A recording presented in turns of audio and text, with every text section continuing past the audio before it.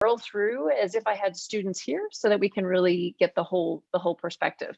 Sound good? Mhm. All right. Well, then let me get my notes up and we can start rolling.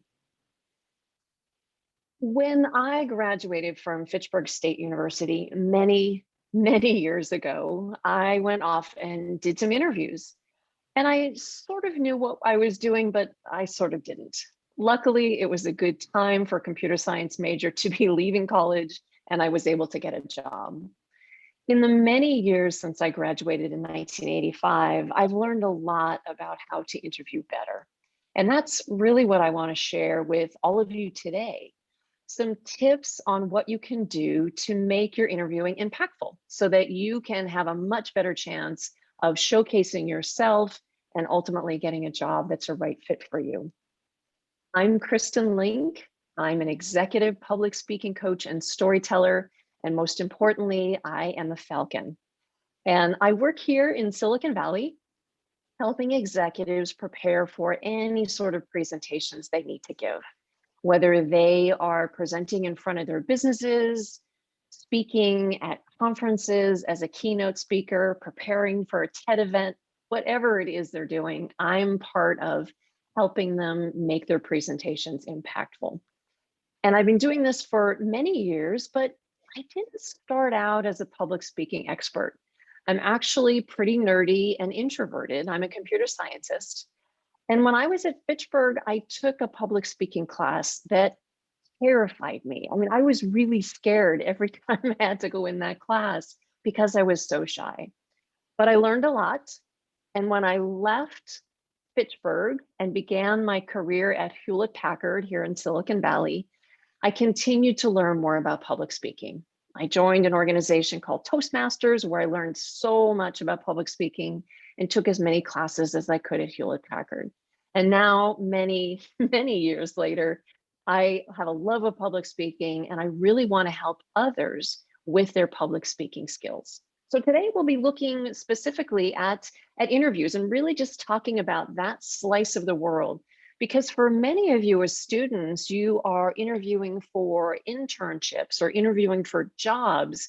And if I can get you just a little further with that process and a little more confident before you do these interviews, then that will have made my day. So what you'll see is the key area I want to focus on today is thinking about this.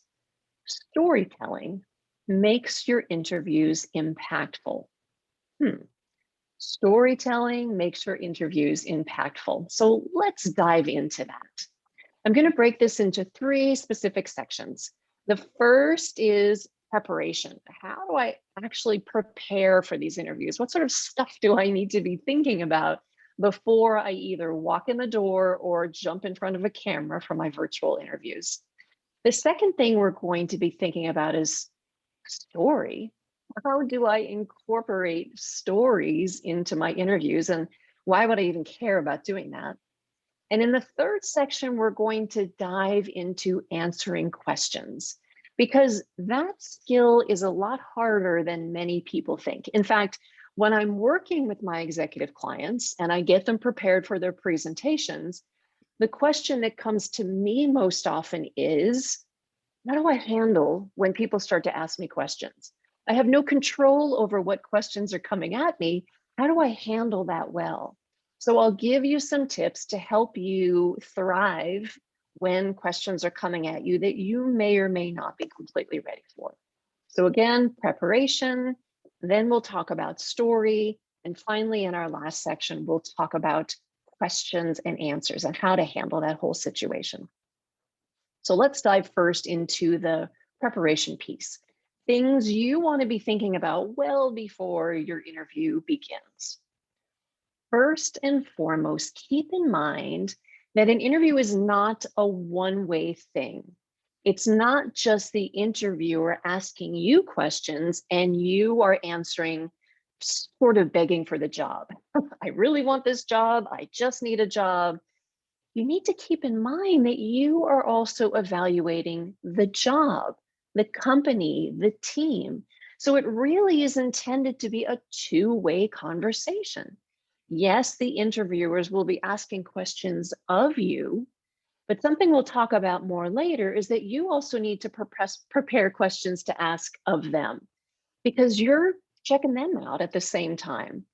So when you remember that it's a two-way conversation, sometimes that can take stress levels just a bit to a lower level because you realize you're also looking to check them out.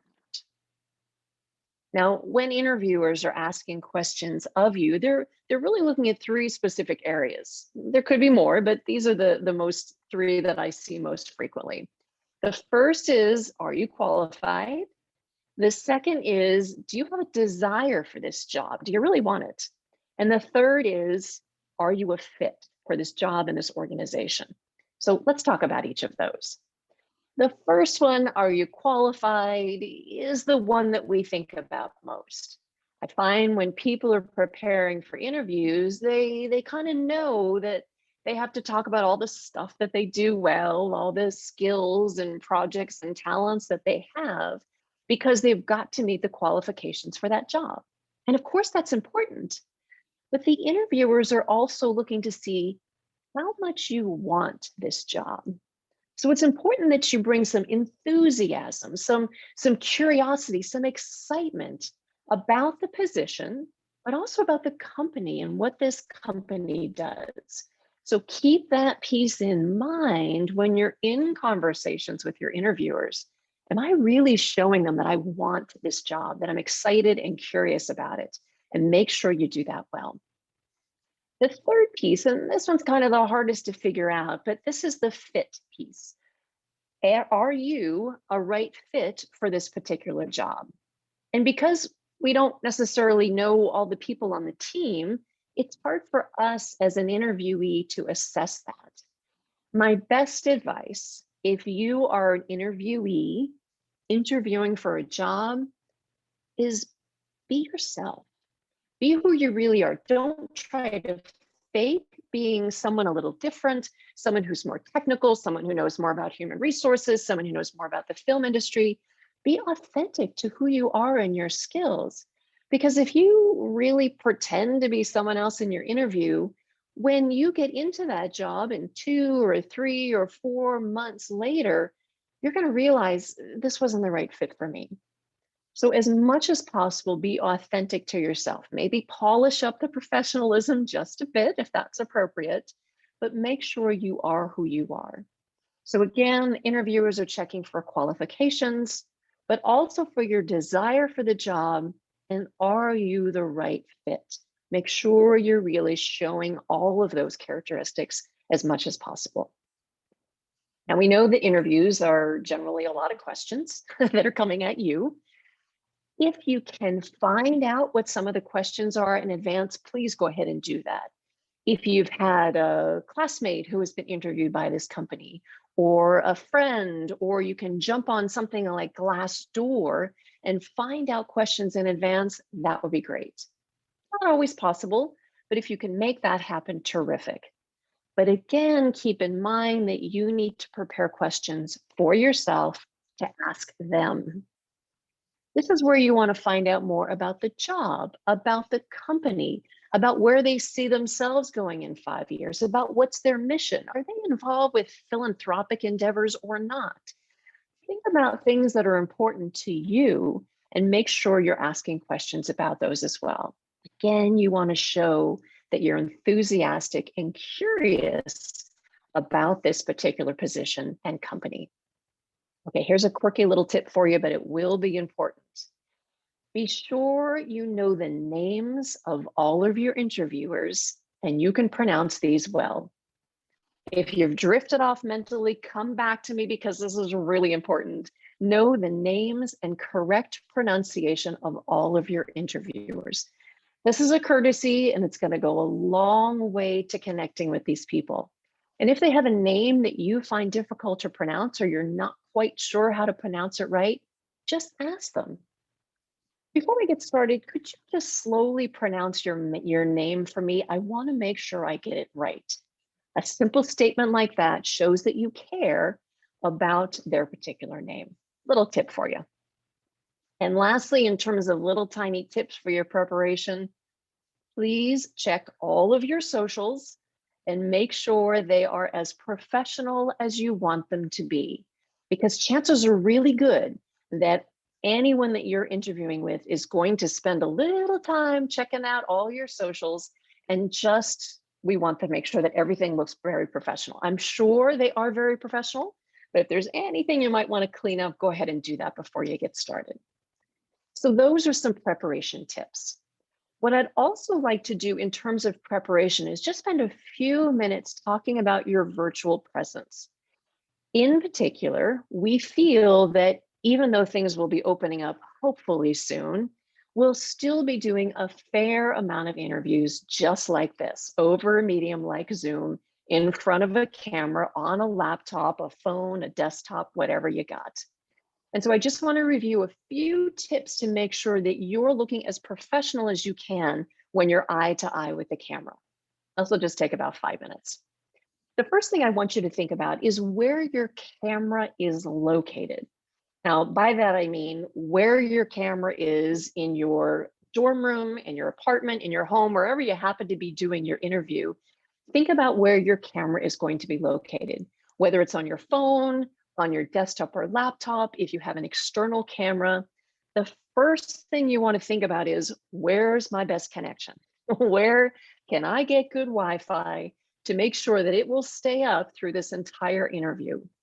Quite honestly, if you don't have good Wi-Fi, nothing else matters. If people can't see or hear you well, it doesn't matter how prepared you are. So that has got to be job one. And if your Wi-Fi is a little sketch, you may want to consider figuring out how to connect directly into a hotspot, into a router. Perhaps you can just plug an Ethernet cable into something, but really try to get that connection first, because that is so critical. Connection is always number one when you're thinking about, where am I when I'm doing this interview? The second thing you want to think about is lighting. A simple way to remember how good your lighting should be is that you want to look into the light. In other words, you want to have all your lighting in front of you as much as humanly possible. Or to look at it more negatively, you want to have very little lighting behind you, because when the lighting's behind you, your face is completely silhouetted. It's important that people can see your facial expressions, and it's vital that people can see your eyes.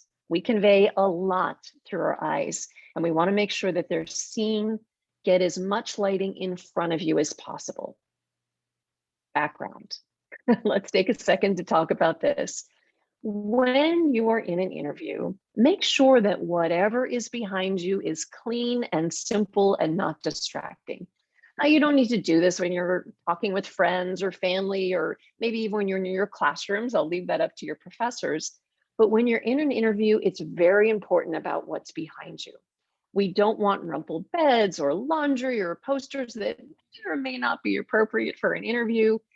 Tuck yourself into a corner if that's what you need to do, to try to find a background that really has limited distractions. You want the focus to be on you, not on what's going on in there.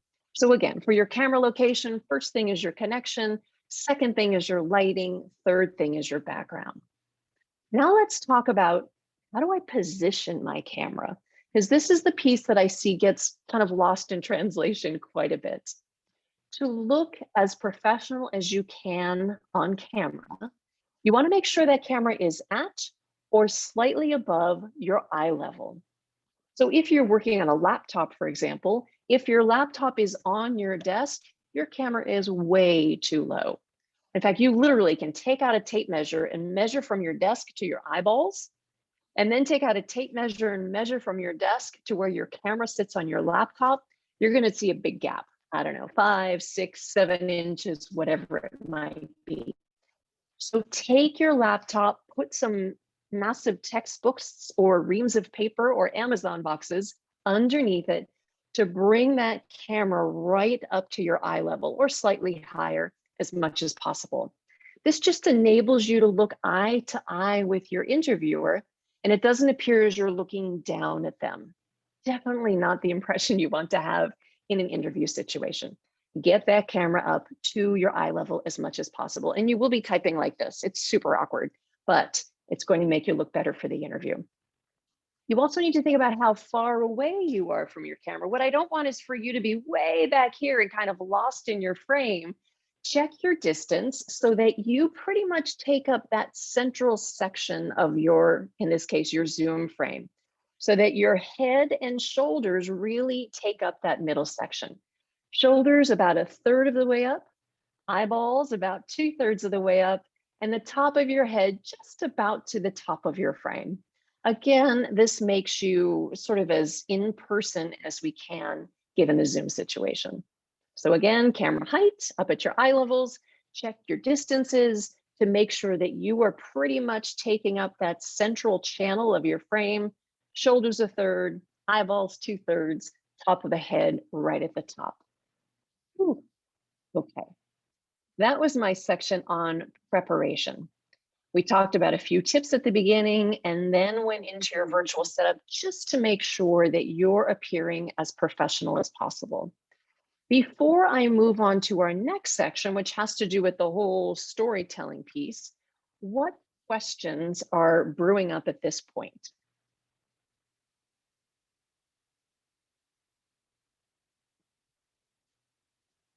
All right, and I'm going to throw one out at you. Let's talk about, is eye contact important in an interview? And I'll give you the quick answer to this. The answer is yes. Eye contact is critical in an interview because this is how we connect with people. But I do want to take one little second and talk about how eye contact in an in-person situation is different from eye contact in a virtual situation. In an in-person situation, when we're sitting across from another person, we can give and get eye contact at the same time because we can physically look into each other's eyes. We cannot currently do that easily in the virtual setting. And let me just showcase what I mean by this. So right now I am looking into my camera.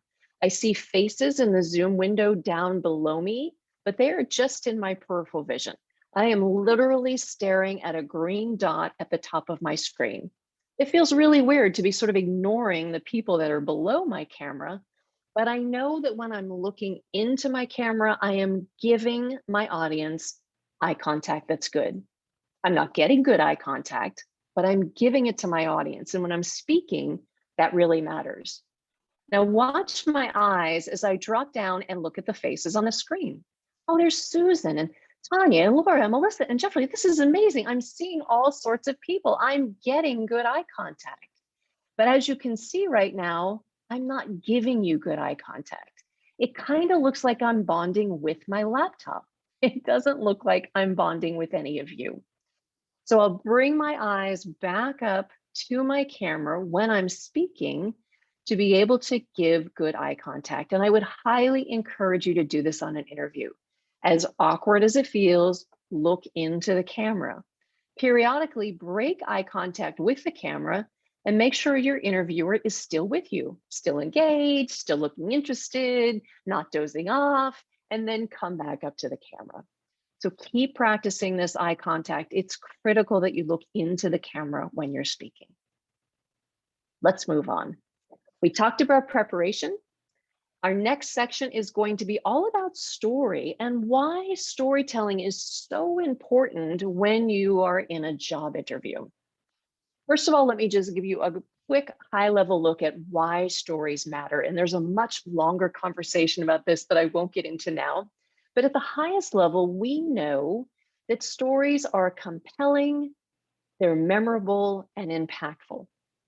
You see, we've been telling each other stories for tens of thousands of years, literally from caves to coffee shops to campfires. We tell each other stories. So it's in our DNA to be drawn to stories. We remember stories more than facts because stories are often rich with emotion and stories can make a huge impact on us. In fact, I bet at some point in your life, a book or a movie or a story you heard has made you do something different, act in a different way because it really resonated with you. So stories are critical if you want to make an impact with someone. Stories, therefore, are critical if you are in an interview situation. So what we're going to do here is talk about some stories that you want to prepare in advance to be ready for interviews. What I'll focus on in this section are strength stories and challenge stories. In other words, what are your strengths, and can you tell me a little story about that? And what challenges have you overcome? Can you tell me a little story about that? By walking through a process to put strength and challenge stories together, you'll have a template that you can use for any other stories that you want to bring into your interview. So, as you're watching this, break out a Google Doc or a Word doc or a piece of paper and pen, however it works, because I really want you to start writing this information down. It's going to be critical for what you're doing, not only for interviews, but when I get to the part about actually creating stories, this is a format I use for just about everything I write. My videos that I publish on LinkedIn on a regular basis, every presentation I do, and when I'm working with my clients for all of their presentations. So this is the meat of what we're talking about right here. Let me start with having you jot down all of your strengths. You're going to be brainstorming every strength you have, whether it's a skill that you have, a characteristic that's desirable, a talent, a project you've done, something that people say you just are naturally good at, all that stuff I want you to get down on a document. And you can do this later, but really let this come out. This is no time to be humble. You're trying to get a job. You really need to think about what you do well. I know we all have our days where we think, I don't do anything well. I literally have no strengths. So if you're having one of those days, think of someone else, someone who supports you, someone who believes in you. What would that person say your strengths are? And if you need to, channel their voice. No one else is going to see this document. So please take the time and fill out as much of the document as you can with any strength you have, even if you don't think it's relevant to a job. Just write them down. Trust me, this is a great process for us to do in general. After you have that list and you've given it a couple days to sort of think about more things, maybe when you're walking your dog or taking a run, more ideas might come to you. So let that list settle a bit. And then take a step back from it and start to look at all those strengths and think, if I were going for a job at this particular company, which of these strengths are most important for me to talk about in an interview? And start to prioritize those. Put a star next to them, give them a circle, whatever works for you.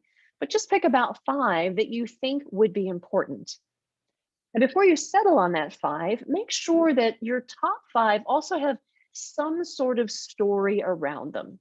Doesn't need to be a well-formed story, just a rough story.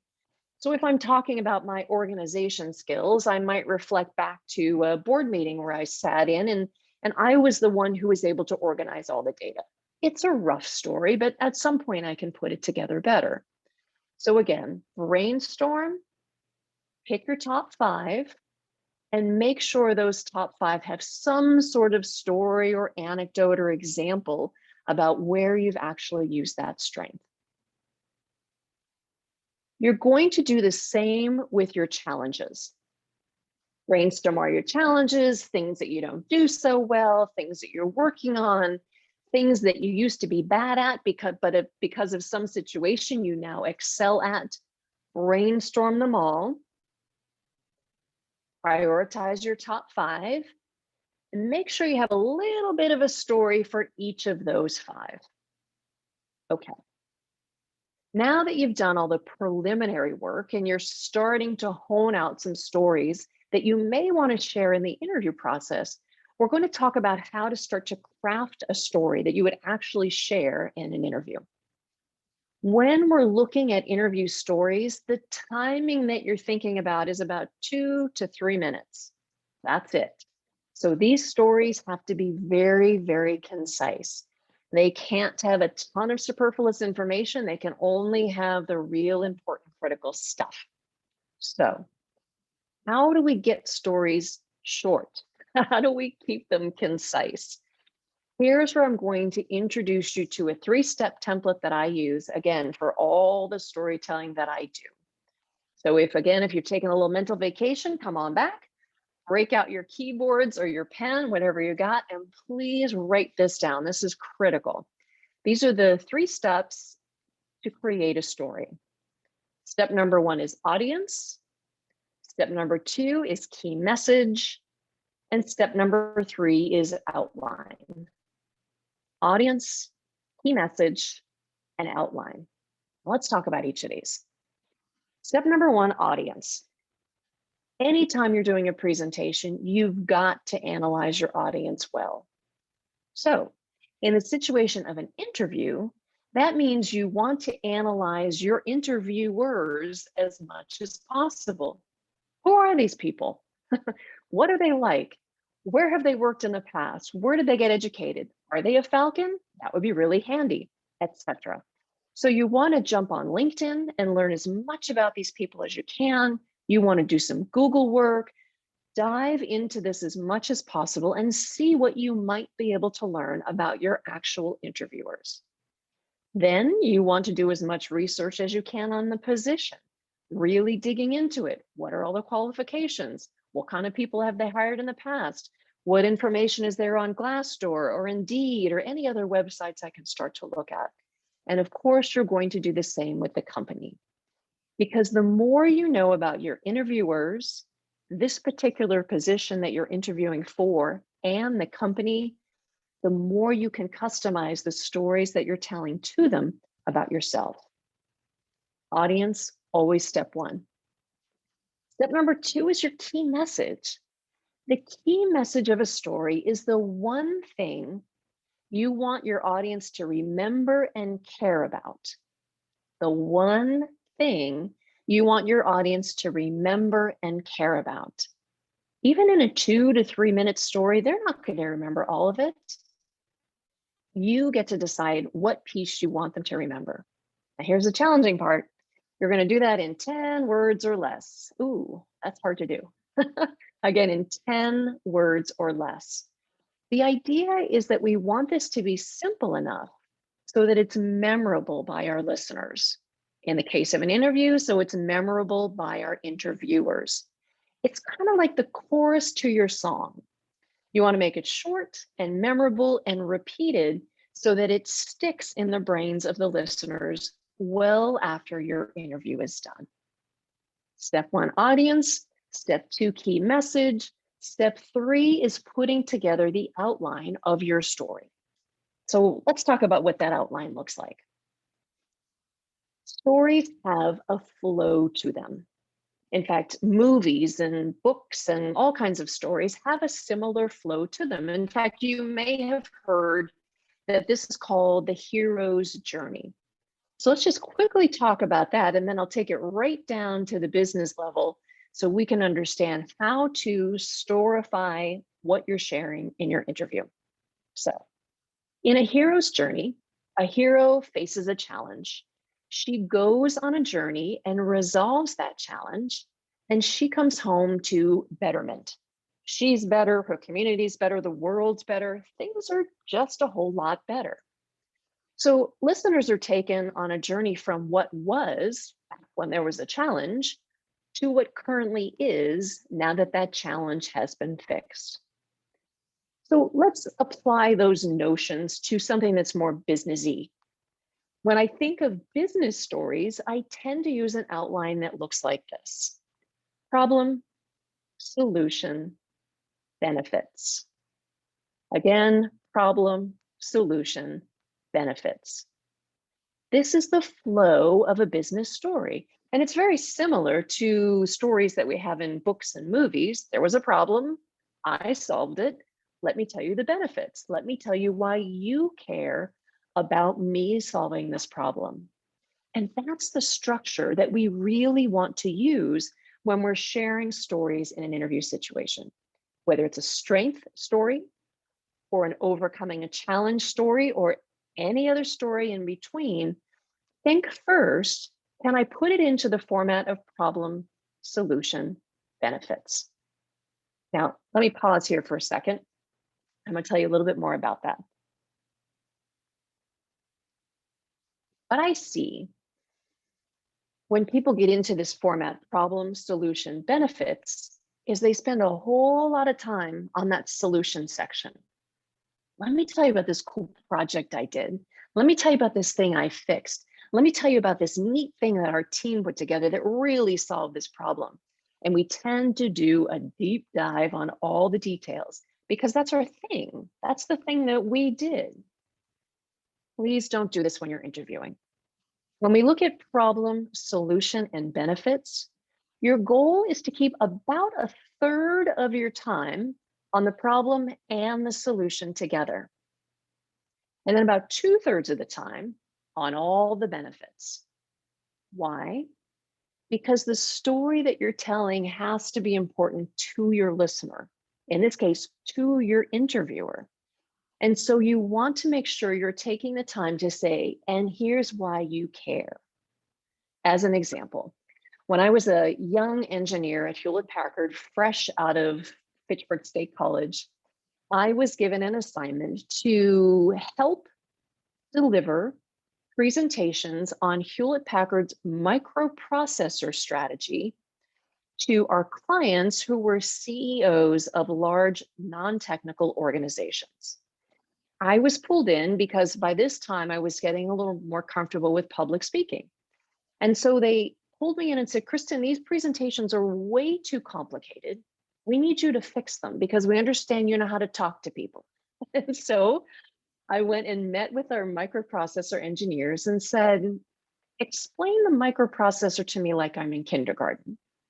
They thought that was pretty funny. They got a good laugh out of it, but I said, no, I'm not kidding. I need you to simplify this enough that a kindergartner could understand it. That way I can get it, add some technical details back in, and deliver it at a technical level that's appropriate for my CEOs, who are not kindergartners. They're very intelligent people, but they're not intelligent about microprocessors per se. So the problem that existed was microprocessor presentations were too technical. The solution was me to simplify these presentations and focus on the benefits to my CEO audience. I'm sorry, that was the solution. But the benefits were that we had more sales and that they could understand it and that they cared about our company, etc.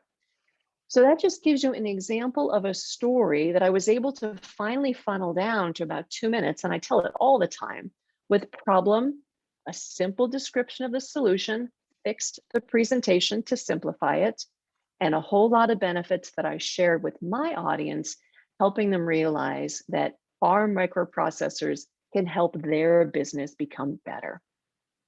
So this format works for many, many situations: problem, solution, benefits. Now, if you're going for extra credit and you want to make your story even more compelling, you may want to think about adding an opening and a closing. Now, let's talk about that for those who want to enhance their stories even more than problem, solution, benefits. The opening of any story is critical because our attention span these days is just about 7 seconds. That's it, 7 seconds.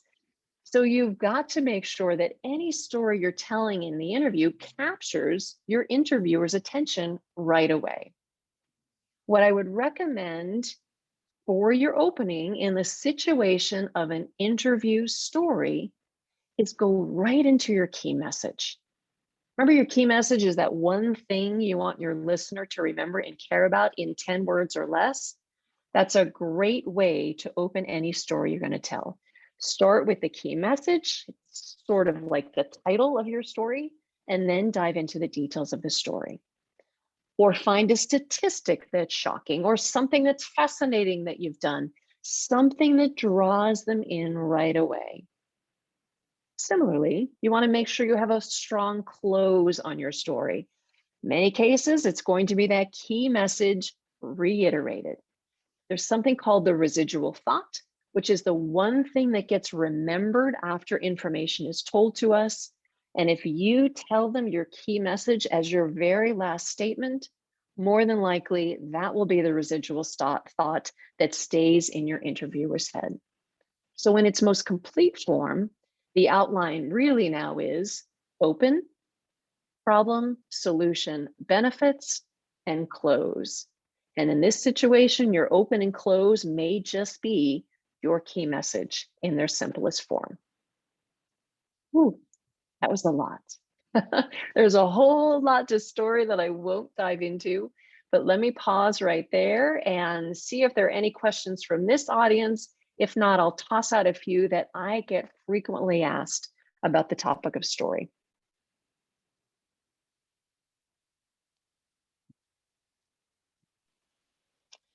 Susan.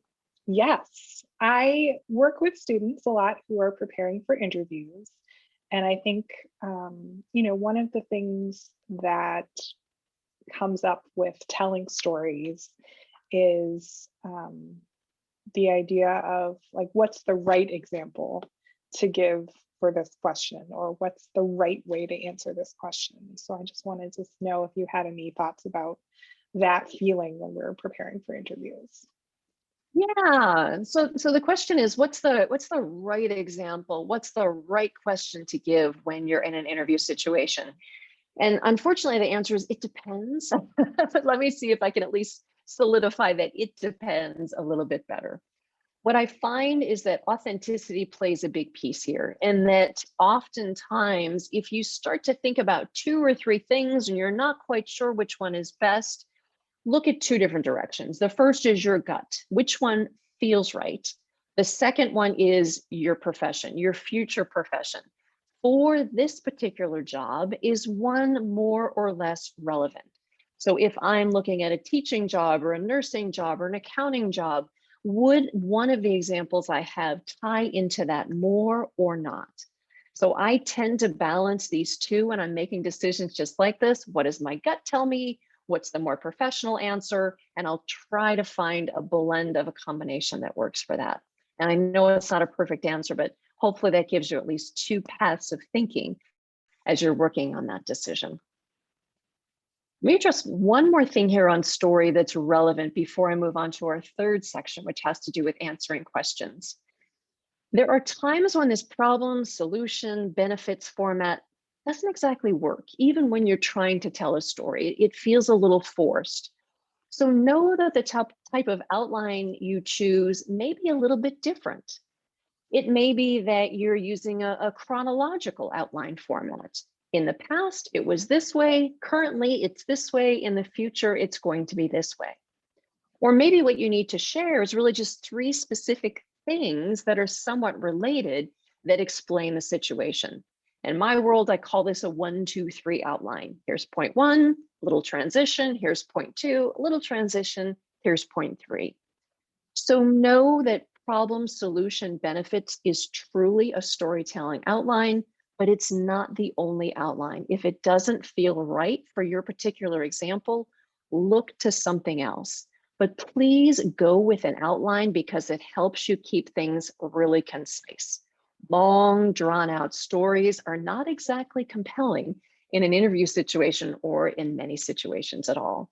Again, your goal is 2 to 3 minutes with these stories, and you will be timing them. We'll talk about that a little bit later.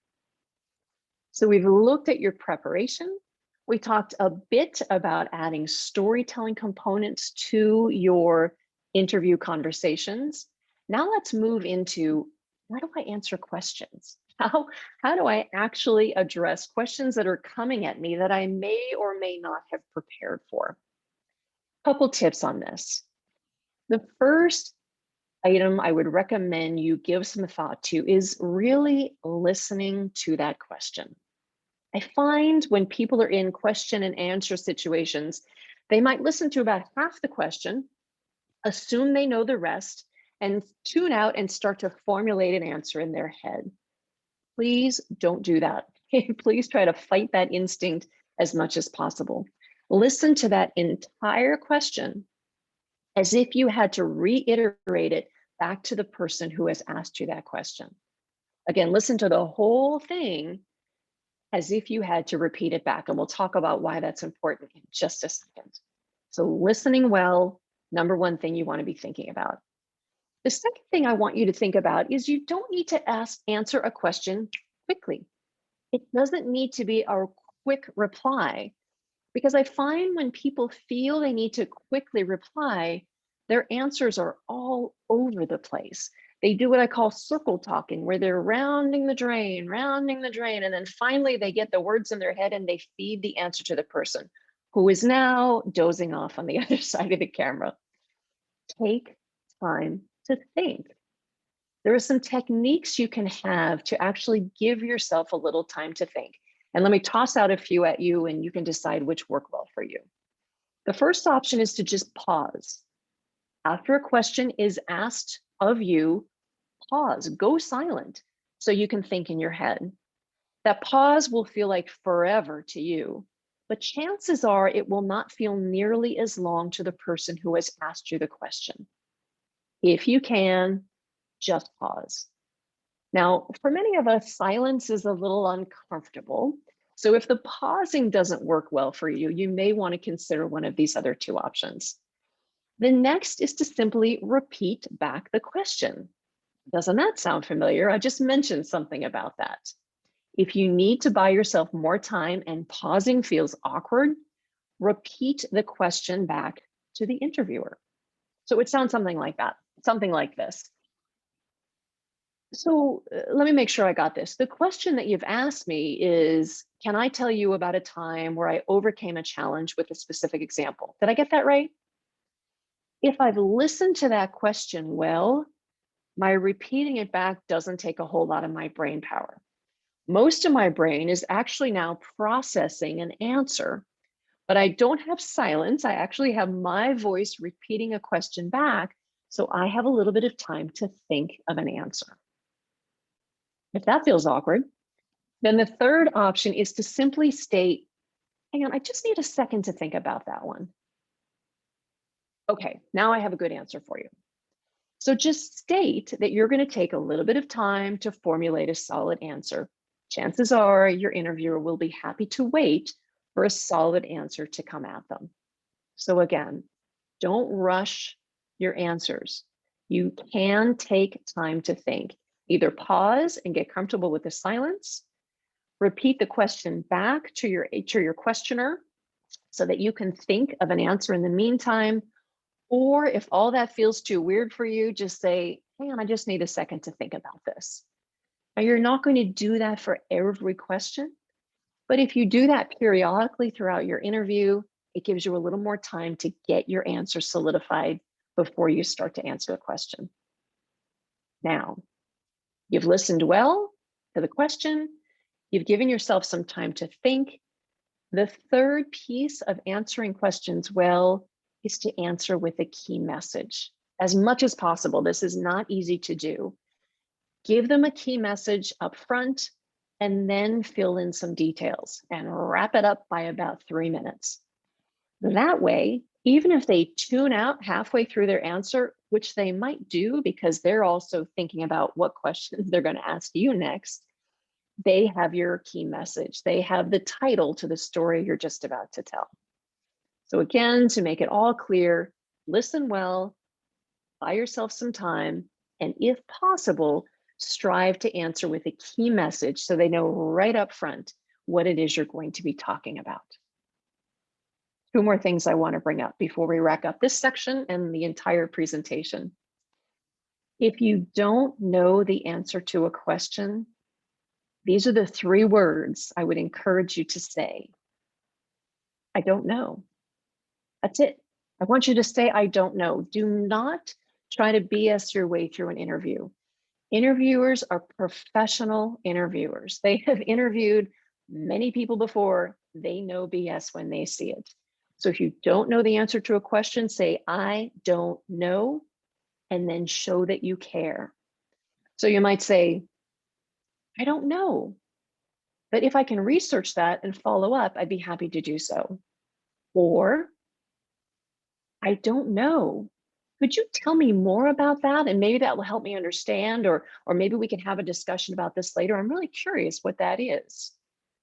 State, I don't know, show you care, and possibly follow up if that's appropriate for this particular interview.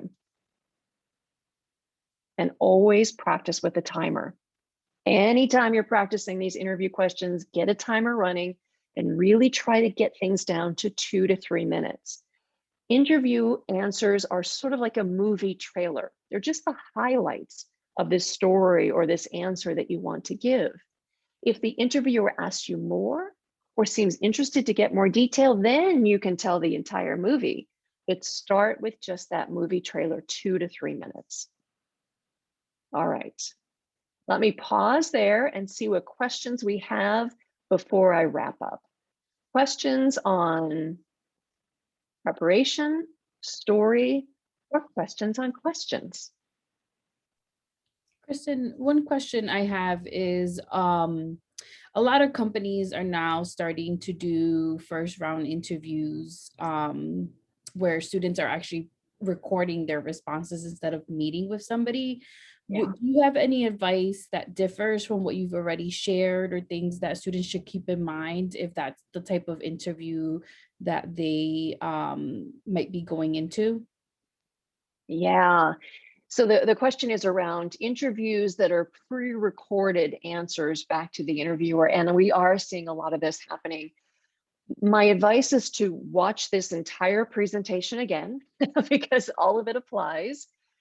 But know that when you are pre-recording, you have a little more time to prepare, to take a couple takes, to get this thing cleaned up. Be patient with yourself and take the time to practice. So when I'm working with my executive clients, I tell them that the first time they're practicing something, we call that the tell it ugly version. Let it be ugly, let the words kind of stumble over your head, out of your head, and expect it to be kind of gross.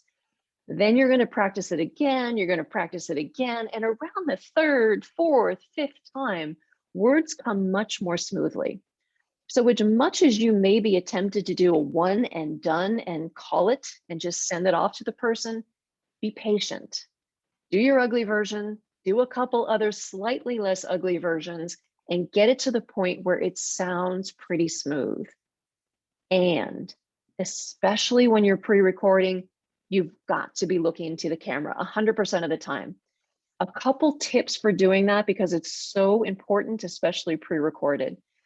Take a little Post-it note, pull a smiley face on it, and stick it up on your laptop right near your camera so you're drawn to it. Put a big red arrow. Do whatever you can. Maybe cover your Zoom photo of yourself on your screen with a Word document or something else so that you can't see yourself. All you're staring at is that camera. It's so important, especially when you're not present. So take multiple takes.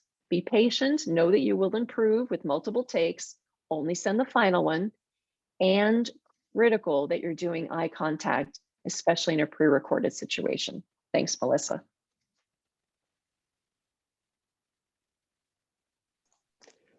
Where do you put your notes? Wow. The question is, where do you put your notes?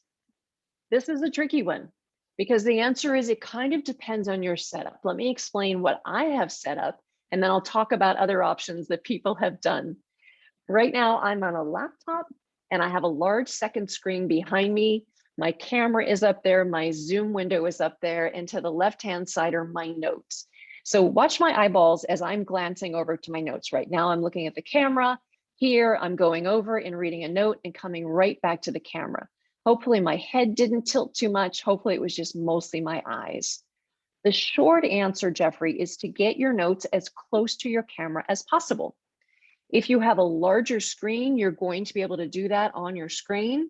If you're on an iPad or a phone or a tiny little laptop, you may want to literally print notes out on paper. Remember paper?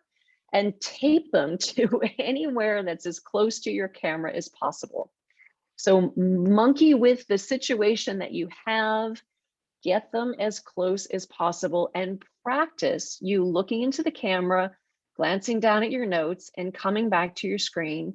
Again, your goal is to be looking into the camera as much as possible, but if you need to look down at notes every once in a while, that's fine. What you don't want to do is have your notes so far away that you're reading them like this, and you're making no eye contact, but we're watching your eyes as they go back and forth across the screen. Keep your notes close to your camera. Blurred background or fake background? The question is background. Should it be blurred? Should it be fake? Again, the answer is it depends.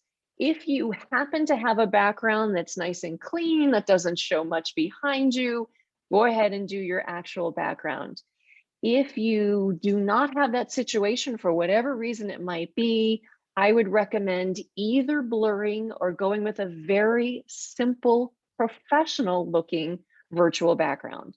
I don't think we want to have any palm trees swinging and waves rolling on the shore.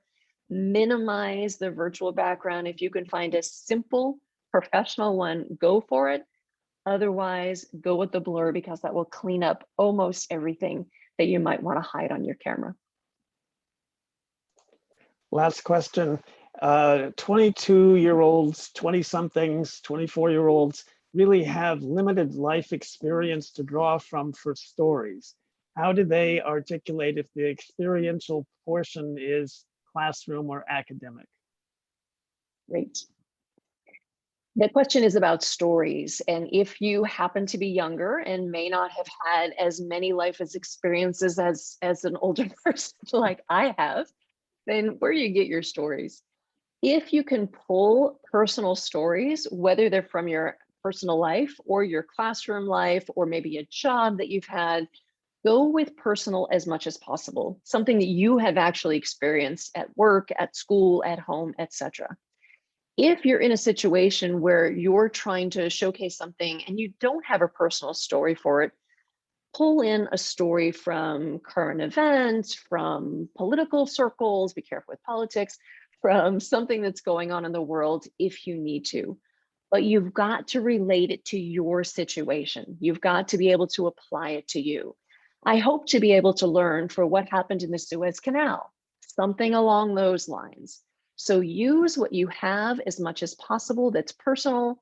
If you don't have a personal example or school or job, etc., then pull in something maybe that's a current event, but make sure you relate to that story as much as possible to try to take some sort of ownership for the connection between it and you.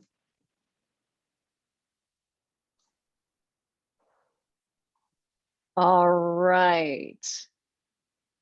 Then we are at the top of the hour. So, oh, Susan, did you have a question? No, I didn't have a question. Perfect. Then let me just quickly wrap up and we can get you all on your way to your interviews or whatever you might be doing when you're watching this. So we started by talking about the fact that storytelling in interviews can really make them impactful. We looked a little bit into preparation, making sure that you remember an interview is a two-way conversation. Yes, they are looking to you to see if you're right for this job, but you're also looking to them to see if this job and this company is right for you. Interviewers want to make sure that you're qualified, but also that you have the desire for this job and that you're the right fit for the organization. Be yourself in interviews, maybe with a little more professional polish if you're just coming out of college.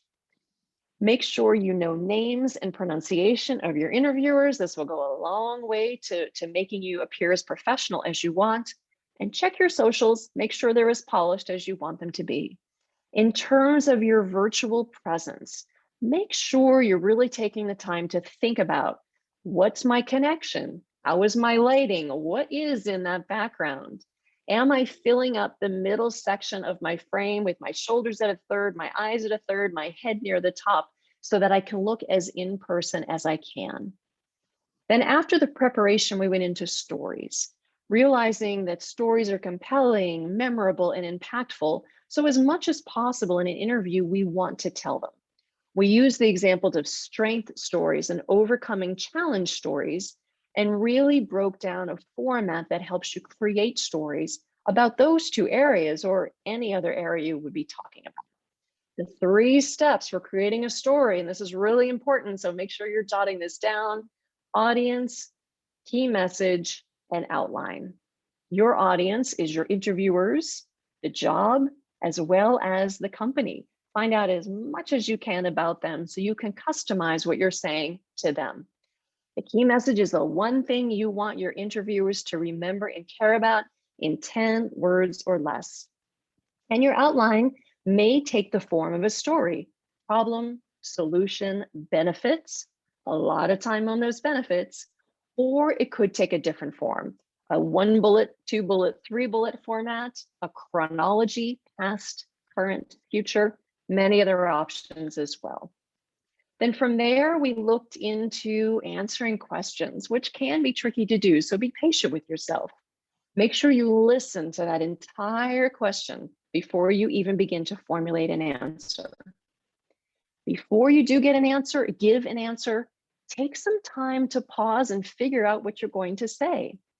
Either pause and be comfortable with silence, repeat the question back to your interviewer to make sure you understood it, or tell them, I just need a second to think about what I'm going to say here. Again, you're not going to do that every time, but on questions that require a little more thought, buy yourself a little bit of time. And if possible, start with a key message.